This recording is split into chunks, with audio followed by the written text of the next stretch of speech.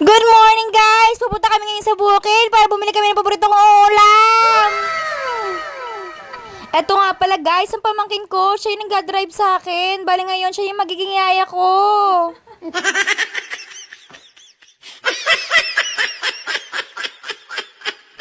So yun guys, nakita nyo naman, di ba mga walang tao? Ito na yung chance nyo para mag-date kayo ng jowa nyo. Oh, yung mga may jowa dyan, at patakas lang. O, ayan na, pwede na kayo mag-date dito.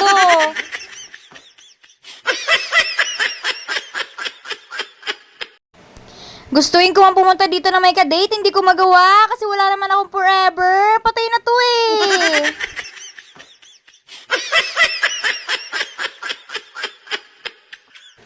Wala man akong forever, ngayon maghanap naman ako ng paborito kong takway. Kaya samahan nyo ako guys.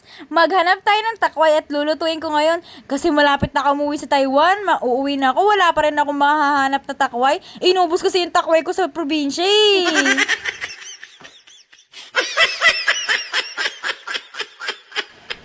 Guys, familiar ba kayo sa takway na pagkain? Kasi alam niyo ba, napakadaming nutrients sa katawan ng nabibigay nito. Kagaya ng rich in fiber. O, kung kulang ka sa fiber, tamang-tama to sa'yo. Kaya tikman mo na. Pero dapat ako magluto. Kaya PM mo ko.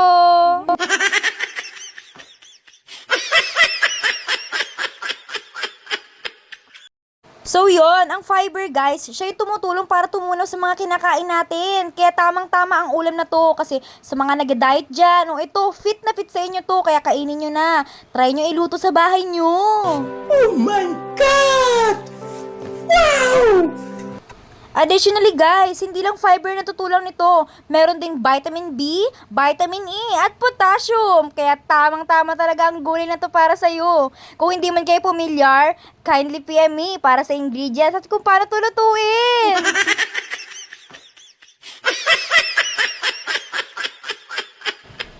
Perhaps taro root has a good amount of various nutrients that people often don't get enough of, such fiber, potassium, magnesium, and vitamins. Oh, di nyo kinaya yun, guys. No, ako yun. In English ko lang.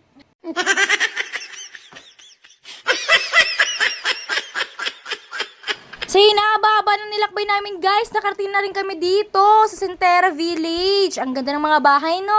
O ngayon, may bahay ka na ba? Ako kasi meron na.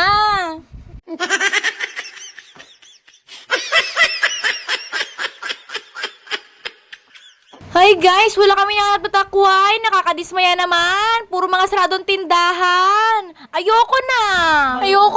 Ayoko na umibig ulit. Hay.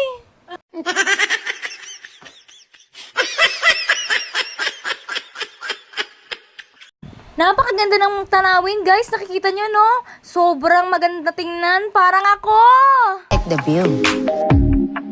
You do? Yes. You're my best view. Oh, sa kakontra dyan, ha? Huwag mo nang ganon. Dapat bati-bati tayo.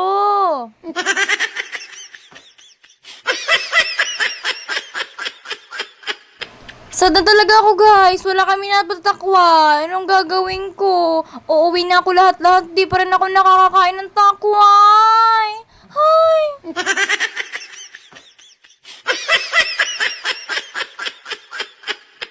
Oh, nagulat ka, no? Nagigisa na ako ng ulam. Alam mo, guys, hindi ko naluto yung gusto kong ulam, pero guluto ko ng tahong.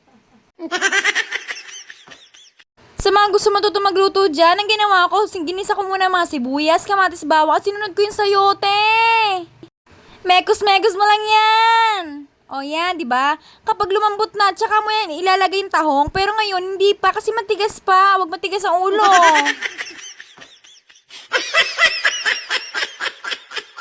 So yan guys, sinalo-halo ko lang siya hanggang sa maluto kasi napakahirap lutuin ito kasi napakatigas niya. O yan, lutuin mo lang. O, lutuin mo pa. Ang tagal.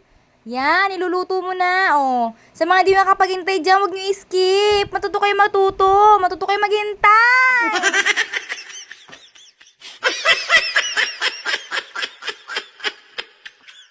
Malapit na yung maluto. Wait ka na lang. O, ayan, di ba? Naluto na. Nalagay na yung tahong. Pag nalagay mo na yung tahong, kailangan mo haluin kasi pag hindi mo yung hindi yan sasarap. Kailangan niyang bumuka, di ba? Kasi nga tahong.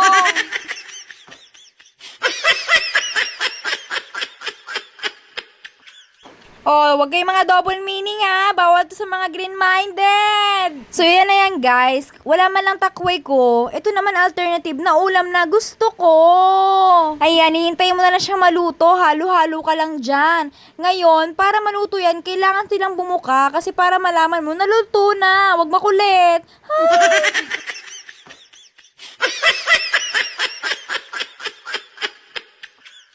So yan guys, nalagyan ko na siya ng Sprite. Ngayon, pinakukuluan ko na lang siya para mas nanuot pa yung lasa niya kasi pag wala yung sabaw, hindi yan sasarap. O sige, huwag gawin mo, huwag mo lagyan ng sabaw. O diba tuyo?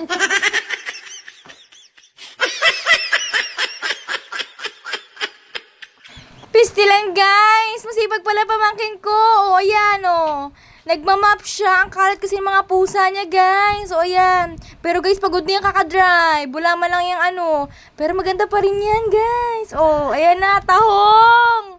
Diba? Naluto. Ang gandang transition ko guys. O, ayan. Naluto na siya. After ko nilagay yung dahon ng sili, mas sasarap pa yan guys. O sige, pag hindi mo nilagay ng dahon ng sili, sige, bahala ka. Hindi yan sasarap. So here we go guys. Finally, this is the result na niluto ko guys. O diba, ang ganda. Still fresh yung tahong. Kasi ang sarap ng niluto ko guys. O ayan. This is my final cook. O, kung gusto niyo umorder, malapit na rin ako mag-train ng restaurant. PM niyo ako. O, natatakam ka rin ba? Halika na, kumain ka na. O, bye-bye na guys. Kakain na muna ako. Bye!